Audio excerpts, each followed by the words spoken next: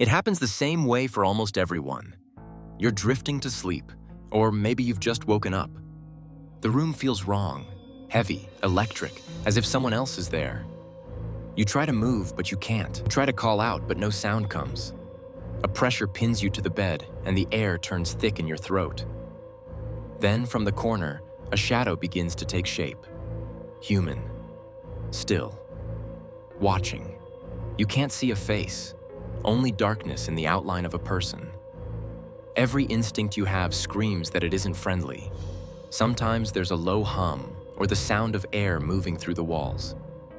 Then, as suddenly as it appeared, the figure slips away, leaving you frozen, breathless, unsure what was real. You've just met what countless people around the world call a shadow person. These encounters stretch across cultures and centuries. In Brazil, the creature is known as pisadeira, a thin woman who perches on your chest and steals your breath.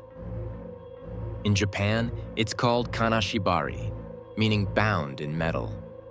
Across Europe, they speak of the Hog, a demon that straddles sleepers and crushes their lungs. To the Choctaw of North America, it was the Nalusa Chito, a shadow being drawn to those consumed by dark thoughts, feeding on the soul while the body lies helpless. Different names, different lands, the same visitor in the dark. Thousands of modern reports echo the same details.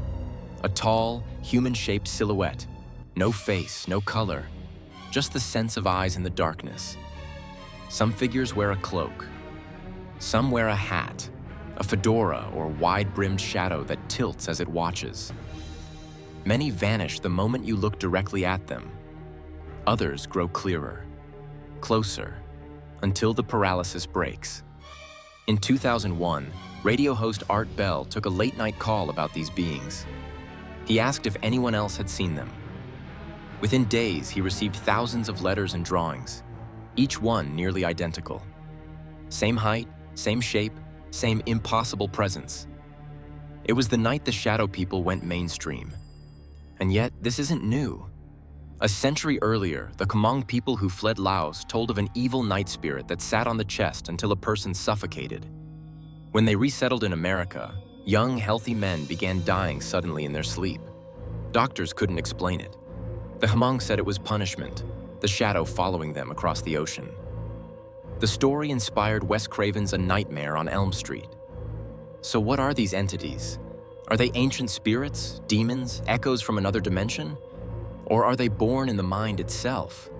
Science points to sleep paralysis, a state where the brain wakes before the body does. You're conscious, but the switch that controls movement hasn't flipped. Dream imagery bleeds into waking vision, and fear paints those fragments into human form. The chest pressure, the buzzing, the sense of eyes watching, all symptoms of a brain caught between dream and reality.